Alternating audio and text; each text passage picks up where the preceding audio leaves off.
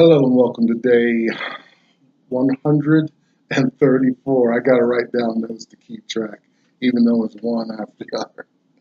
It's a lot of information going on. Hey, my name's Tomlin's Nybat. This is 365 days towards racial change, and we're going to see if we can challenge our minds, our thoughts, processes, understanding Black life, the Black position in America, how that came to be what it is now, if there's stagnation, growth, prosperity, vulnerability, oppression uh, in Black America. Those are roughly the issues we talk about here. We're coming at uh, from a lot of angles here, and it's just my little personal project to see something through. Oh, maybe a legacy will be created. I have a small private audience. If you'd like to be on the private email list, we can begin communicating and work that out.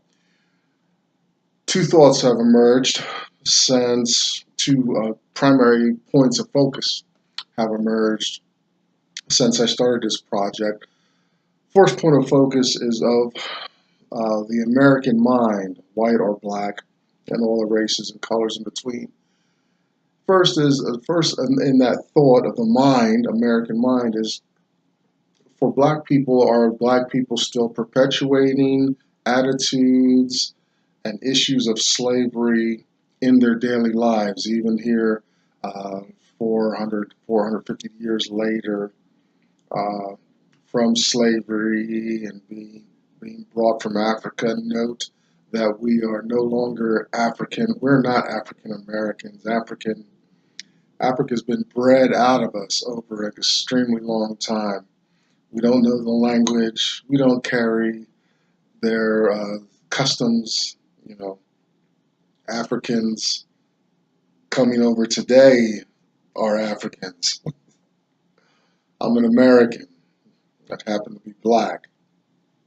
But are we perpetuating like dysfunction in family, um, ignorance as far as what to do with our money, thinking that a job is a good job is the end all be all, how untrue that is, especially in this day and age.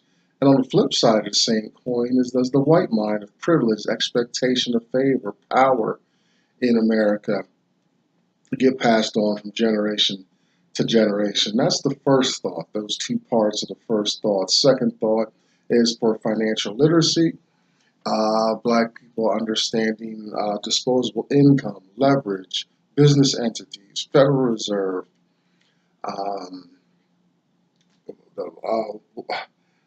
what we're buying, understanding that as we buy these, you look around, just go around your apartment, look at the labels of where your stuff is made.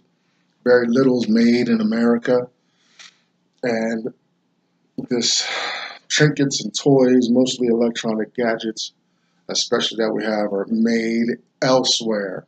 And they're made by groups and communities and peoples that are antagonistic to black wealth and black growth. We need to understand that. That's part of financial literacy here in America, especially for black folks. I'm inspired by a man named Dr. Claude Anderson. He wrote three great works that we reference heavily. We're going to do some other fun stuff in the next day or two. But we rely on this man's words and work for clarity. It's really helped me kind of find some stability and sanity in this world, even as my position is just that vulnerable as a black man.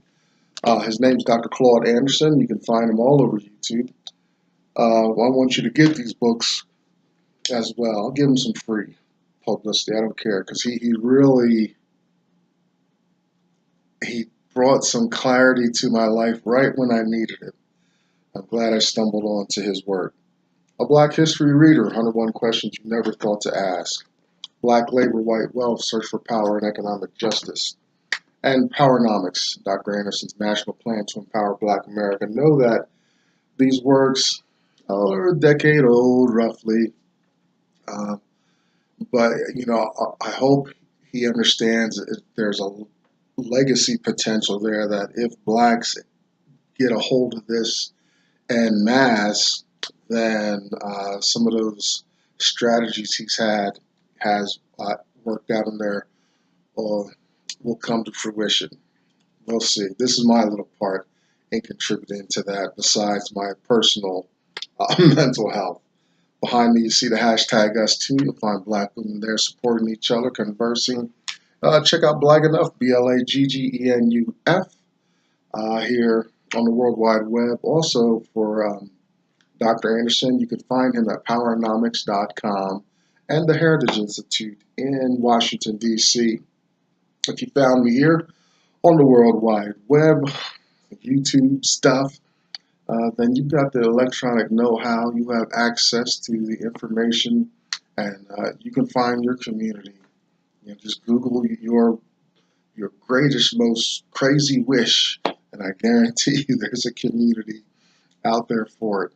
If you don't find it, start your own. All right, today we're going to have story time. Excellent book, Uncle Tom's Cabin, Harriet Beecher Stowe's book. We're on chapter 12. Please get that book so you know what we're talking about. But, the book, it's a fictional account of slave life and all that. I finished the book, so I read to the end. We're just going through. You got to do your own research and all that. But, as we pick through, we look at pieces of the life of the slave traders, plantation owners, law, government that comes into play, religion, highly, a lot of religious passages in there and concepts to relate to. Very important part, that religion part. And, we're going to see today, religion, it's a truism, it's a fact, no matter what religion. I have my beliefs and leanings. Some of it I grew up with, and most I did my own study and research, and now I'm in a comfortable space with my relationship with God. So wherever you're at, Islam, Judaism, Christianity, Hindu, Buddhism, whatever, I don't care. Just as long as you know that you're not it when it comes to creation, that there's forces much more powerful involved. And the second part is it's kind of sad because religion was another one of the myriad of tools used by the slave trade to keep slaves under control. So I'm taking religion with a grain of salt, especially in the black church, and rightfully so, because the roots of that, while there is a God, we got to be careful that we're not still under white control, under the conditioning that white power presented to us through history. Very important. Okay, we split the chapter in two, and we're going to start parsing the chapters because as we get further along in the book, the material gets pretty dense, and doing flybys over a chapter doesn't really do it justice. We can dive in deeper. So you're going to find me tearing these chapters in half, maybe in 3 parts. At the end of the book, there's a lot to go through, so we're talking many parts. But I'm going to start consistently taking these chapters in two pieces, 3 pieces, and you'll understand why. Especially what if you get the book and read it. Okay. Chapter 12, uh, and this is part one. And the, we left George. He's been branded, but he's escaping north, but he's in plain sight because of his skin color. He appears to be a Spaniard. So he's moving, he's moving out there in the open. Uh, um, very, he has a lot of balls to be moving in that way, but he's acquainted with white life. He knows how not to appear, uh, not to appear as a bowing and scraping slave in public. He walks, he's dressed, and he's walking with a certain air. So, we left off with him. He's trying to find his wife and son as they're heading to Canada. So now we're back to Tom and this Haley character who is the slave trader, and they're riding in the carriage. They're on their way to the river. Tom's been sold, and they're both reflecting. Their thoughts are just on themselves. What do? You're driving. The black man is chained. The black man is chained, and he's being driven by this new trader. Now, remember, Haley's not an owner. He's not a buyer or a seller. He's a trader. He's the middleman. He doesn't have a plantation and stuff like that. He transacts slaves. That's his mission in life. Haley's engrossed in economics. He's handling the horses, and he's thinking about Tom's size, how much he can get, and Tom's age, how that's going to impact the price, and all that stuff you think about. I've got a long history with pawn shops, and I know the deal. I got this object, and I'm just thinking how I'm going to present it and sell it and all this stuff to the pawn shop. Tom's thinking he's on scripture. His heart's heavy. Part of it's conditioning, but part of it, like we said in the beginning, is there's a truism of God, and his faith is being tested and all that. But he's still at the hands of of white power. He's still being manipulated and used. His natural family, the one thing he claims as his own, is taken from him. And which is interesting. I've been thinking about this. We're going to do probably more pieces on sex as we get along. And there's a problem with, there's some myths about blacks and sex here in America. Two of the biggest ones is that black men are feverishly hungry after white women and Asian women and stuff. That's a myth created from the slave times. I'm going to bring that back in a second. Second big myth is that black women are promiscuous and all that. All this comes from the slave times, and where it comes from is the slave master had a rule over his plantation or whatever, and he went into his slave women at will, so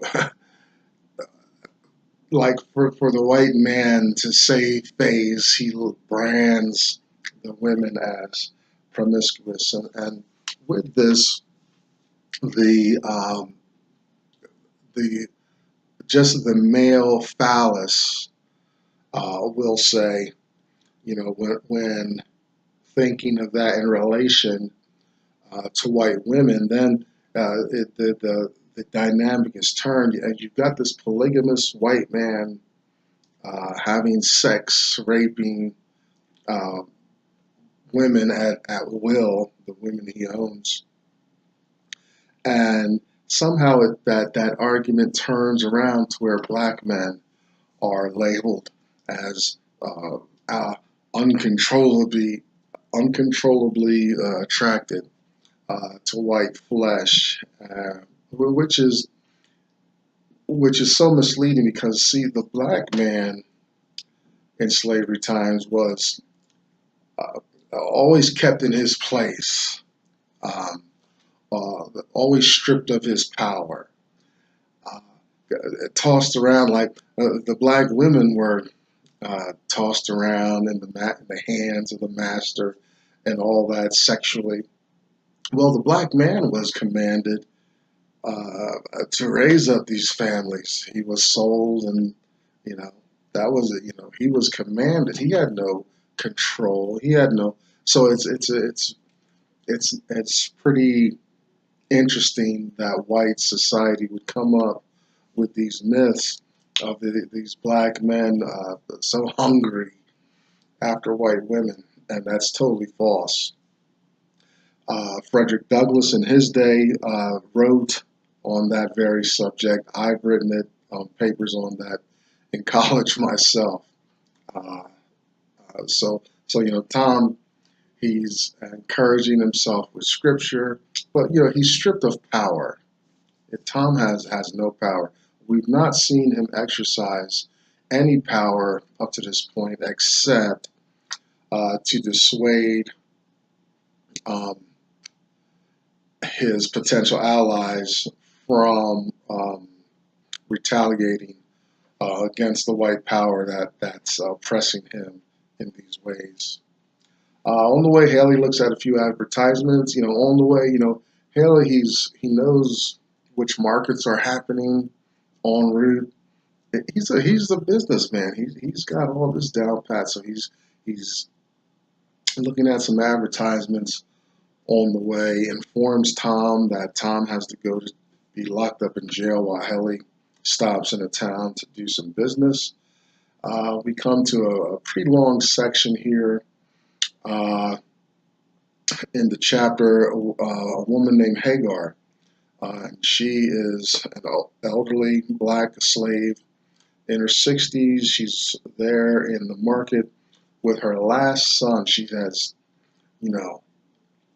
been profitable for the plantation. She's worked to the bone. She's probably been obedient, all the above. But now she's shaken with age, and she's bent over, and she's old. There's still some use there, and her mind is apparently sharp, so she's got some wisdom that she can contribute to any arrangement. But she's just not that high up on the list, uh, for saleability. But her son is. Her son is just coming into his prime, I guess. It's her last son, so she's understandably anxious. She's a mother, right? Understandably anxious. Her other children have been sold off um, at various times, and so this big chunks of the chapter are about her.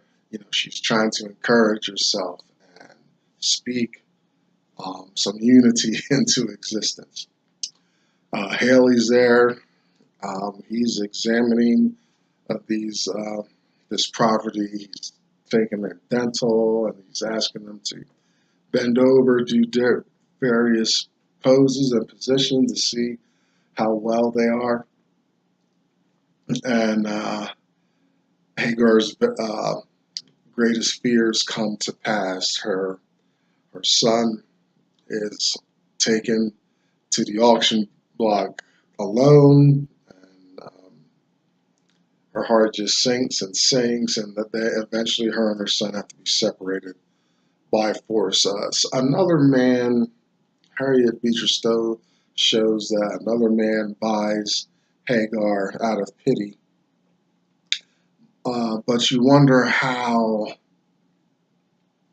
often that was, because she's used up physically, and it's kind of a welfare case. Had she been any further south, forget about it. That's something that's starting to bug me about what happened to the elderly slaves during um, during almost the peak of slavery or the whole slavery times. What happened to these older people who just become run down? Their bodies have been used up to the extreme in the heat and exposure and hard work and hard labor. Is like, wow, dude, I don't have any long records apparent to me of rest homes, you know, any welfare, um, what kind of retirement package did slaves have back then? You know, did they just lay around uh, and eat up profits and use resources? I wonder. I gotta do some checking up on the retiring slave. Maybe I don't know. I gotta work on that. Just 1 second. So that's Hagar's what she's dealing with in that time, and so they're separated by force on the boat. Now they're back on the boat. Haley is he's building his crew. He's taking them further south, and he's building up this crew, this gang of slaves to take to market further south. In this, there's a little break. These two white women are conversing about the slave trade, and it's a motif we'll find throughout her book, but probably that prevailed in her time, mid 1800s.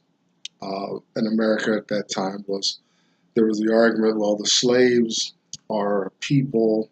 Well, they're not really even people. The slaves are slaves who need to be looked after, to be held in captivity, to be instructed in work and things like that, versus the argument that the slaves are people and that they care about their families and need to be free and live equally amongst all people. So that is because Harriet Beecher Stowe is an abolitionist, so we know where her favor lies. Um, there is one guy. He was suddenly sold, and this happens actually twice in the chapter. This is the first instance. He is suddenly sold, so he didn't have time to say goodbye to his wife. But later they are able to meet. When Haley sees the slave reunite with his wife, and it's only periodically because they're just saying goodbye to each other. But there's a part, Harriet Beecher Stowe gives Haley a heart to some degree, and Haley considers leaving the slave trade. We'll see how far that goes with Haley, because the humanity is, you got to be pretty hard and pretty cold not to feel something when you see these families separated, to see tears at reunions, to see people begging to say goodbye, at least say goodbye. Okay, I know I'm a slave. I know I'm under your control. Will you just let me say goodbye? But how often were these people, they come in from the field and their family members are gone, or they're sold right out of the field. And just no committee, no vote. They were property, like my phone here. I can throw it away. That's it. Phone, you're gone. No feedback, no challenge, anything like that. Let's get that into our brains about the rights of a slave. There were none. That's it. It's easy.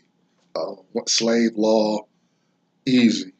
The slave had no rights. Okay, boom. We can very simplify any precedent, any proceedings, any courts, is that slaves had no rights. And later on, it was the 1857 Dred Scott decision. Supreme Court even reiterates that fact that the black man has no rights that a white man will respect. Okay, Dred Scott decision. So, I mean, let's be realistic on, any almost any good light that is shed on this dark time in America is pretty much derived. You're leaning on, you're hoping for the humanity of these white people with absolute, unquestioned authority. Wow. Um, this first part, we split the chapter in two, but we're going to end with a woman comes on board with a luggage and her 10-month-old child, black woman slave, and she's comfortable and all that, and Haley, he's kind of walking around the deck, this space where the slaves and the baggage are held, and he finally sits down next to the woman, and he informs her, now that the boat's away and they're moving on, he informs the woman that she's been sold. What they've apparently told her stories to keep her calm and quiet, to get her on the boat. They didn't this they use a lot of subterfuge to get her in position. But now that she's finally on the boat and she's settling in, she's in for a nice ride because she believes that she's been hired out, which is common in that time. The slaves, maybe during the off seasons or when there maybe are too many hands, the slave master would hire them out, like George. If George was hired out to this industrial space up in the north now. So she believes she's been hired out to cook in Louisville. And so now she finds out that's not the case. She's been betrayed, lied to, tricked, and all these things. And she has no recourse, no committee, no one, no appeal.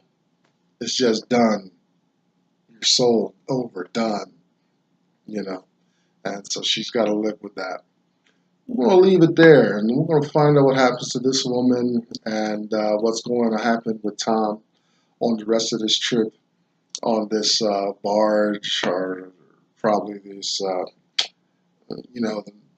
these boats we see on the Mississippi with the big paddles on the back. That's probably what they're riding in. I'm Thomas Nyback. That's day 134 out of the way. Come back tomorrow so we can find out the resolution of some of these little intricate stories going on here in Uncle Tom's cabin. I'll see you tomorrow. 365 days towards racial change. Bye-bye.